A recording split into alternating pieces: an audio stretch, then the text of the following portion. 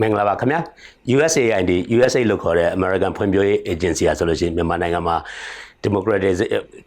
democratic transition ကျွန်တော်တို့ပုံမကောင်းမွန်တဲ့စီးပွားရေးနောက်ပြီးတော့ကျွန်တော်တို့ကျန်းမာရေးနောက်ပြီးတော့ကျွန်တော်တို့ရင်ကြားစီစတဲ့လုပ်ငန်းမျိုးစုံမြန်မာပြည်မှာလုပ်ကိုင်နေပါတယ်ဒီရဲ့ကျွန်တော်တို့ country director Mrs.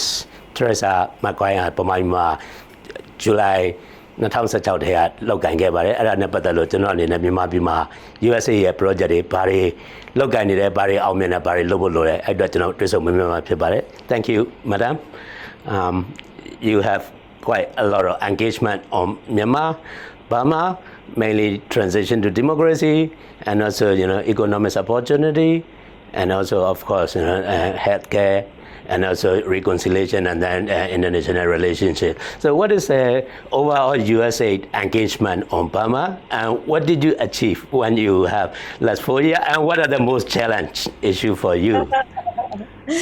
Sure. Well, of course, USAID is deeply committed to the economic and democratic transition that the people of Myanmar are going through. And I think the best demonstration of that commitment is the fact that we invest approximately $150 million per year. And that funding is not loans, that's grant funding. And it goes for such things as research and analysis that helps the government reform its own policies and investments. Things like economic reforms, opening up more doors for microfinance. We also support better access to healthcare, particularly in marginalized communities that have not had access in the past. We help farmers increase their yield and increase their access to markets so that they can grow their incomes and actually even export more. We support, of course, civil society organizations and independent media. We believe that that's a very important part of a democratic system. And we support open and transparent elections. Of course, thank you. I mean, you have a wide range of engagement on Burma, especially democratic reform and economic reform. And when you mention about election, of course, Burma election is coming in November 8th. And what did you particularly support about Burmese election? And what are the most important things to have a free and fair election in this country? Thank you. Well, to start, I think it's important to know that we supported the 2015 elections and then every by-election since then. So our election support has been ongoing. We support the Union Election Commission to increase its capacity to hold a credible, open, and free, transparent election. And that support has been going on since 2015. That's ongoing support. We're very excited about the fact that nearly 5 million first-time voters are eligible in Myanmar. Those are people that have turned 18 since the 2015 elections. And we've engaged in particular outreach to those people by holding fairs, and especially pre-COVID, holding fairs around the country where youth could come and see a sample polling location, and they could experience what it's like to go through the process of voting so that they're prepared when they vote for the first time. We've supported capacity building for political parties, and that's all political parties. And of course, civil society organizations, once again, play a very important role, and we support those that do election observation. Oh, okay. So you've been engaged election, related issue in Burma since 2015.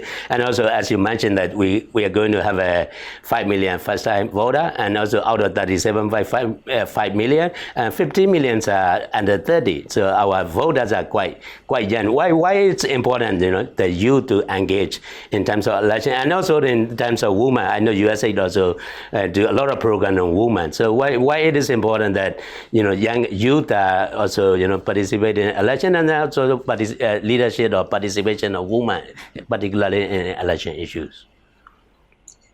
Sure. Well, let me talk about youth first. Of course, youth are the future of Myanmar, and we see a lot of young people that grew up at a time when Myanmar was very closed to international events, sort of closed off from the world. There was an authoritarian government. And it really wasn't until 2010 when things started opening up that the youth of Myanmar began to see what's possible. And so I think it's important there's actually evidence that if someone votes the first time they're eligible, that they'll continue to vote throughout their lifetime. So getting youth out to vote the first time they're eligible is really important. And we think they should be enthusiastic about it.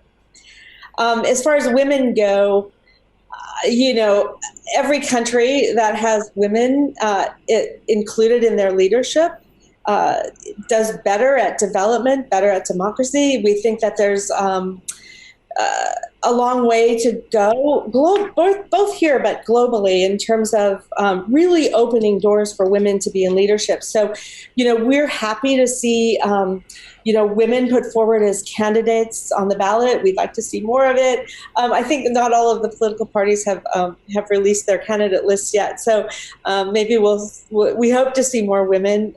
We're also supporting, greater involvement of women in the peace process. We know that peace processes are more successful when women are involved. And we've supported a lot of women entrepreneurs in business, and they've been very successful. So when development includes women, it's generally more successful. Thanks for your care and concern, particularly on this issue. And also talking about Burma election, you're going to have an election in United States as well. If there is a new administration change, is there any engagement on Burma likely to change, or they are very consistent, doesn't matter who is in the administration in the United States? Well, I think you've seen in the past that no matter which political party is in power, our support for the people of Myanmar has continued consistently. I don't really expect that to change. So we have strong support, in the Congress as well as in the administration. So we don't see radical swings back and forth coming up. I think it's an important country for the United States, and we want to engage more with Southeast Asia generally. Burma is a member of ASEAN, and I don't know if you realize this or not, but ASEAN accounts for about 1/4 of the United States exports. So we see the bloc of ASEAN as very important to us. Okay, so we don't have to worry, although there is a administration change, and then your USA engagement will be consistent. I have another particular question regarding strengthening the civil society, the media, independent media. Of course, USA also engaged, quite a long time about strengthening that. What did you achieve, in your 4-year term? And also, what do we expect more in terms of this particular strengthening of civil society and also independent media in Burma? Yeah. So what our real investment in independent media has been, I think, in the past we have provided some core support, but we're really looking for independent media to be sustainable. So we don't want that to be always dependent on donor support. Where we see a real opening is for training journalists in reporting on specialized things. So one example was we trained a lot of independent media journalists in how to report on health misinformation and information in the wake of COVID. And several of the stories were published of the journalists that we trained. We also trained a whole group of journalists a couple of different times on how to report on economics and economic issues, things the government may be considering changing, or reforms that don't reach the people if the media don't know how to take that complex information and report it in a way that everyone can understand it. So there's a lot that rests on the skill of journalists, and we look at always how to provide journalists with the tools that they need to report independently and accurately. In terms of civil society, what kind of civil society do you support, and what can we expect more to see in terms of strengthening and institution of civil society in Burma? Yeah, I've been really impressed with civil society in Myanmar. It's been, organizations that really do a good job with advocacy and communicating with the government where there are openings. I think we'd like to see more interaction between civil society and government. Let me give you an example of something that we did. This was a few years ago, but we did a civil society training in Naypyidaw, actually. And the journalists were able to pick from 3 different topics, and they worked together on their pitch for members of parliament. And then we brought actual members of parliament in to listen to the pitch of the civil society organizations, so that it gave them actually a chance to interact and to get their pitch before Parliament. But we did it as a training, so that hopefully there'll be more opportunities for them to do that. And I think the members of Parliament actually also found that very informative for them. Okay, my last and final question will be about humanitarian assistance. We got quite a lot of conflict, and there is growing refugees and IDPs, especially in Rakhine and also Northern Shan. And of course, what do you do particularly for this humanitarian assistance? And also, what can we expect more to address these particular issues? Yeah, thank you for giving me the opportunity to address that, because I think when people think of humanitarian assistance, they often think of Rakhine, and that is a big part of it.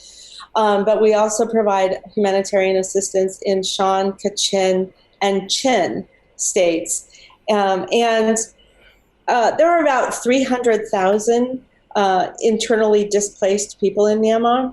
There are close to 1 million who are in need of some form of humanitarian assistance just for basic needs.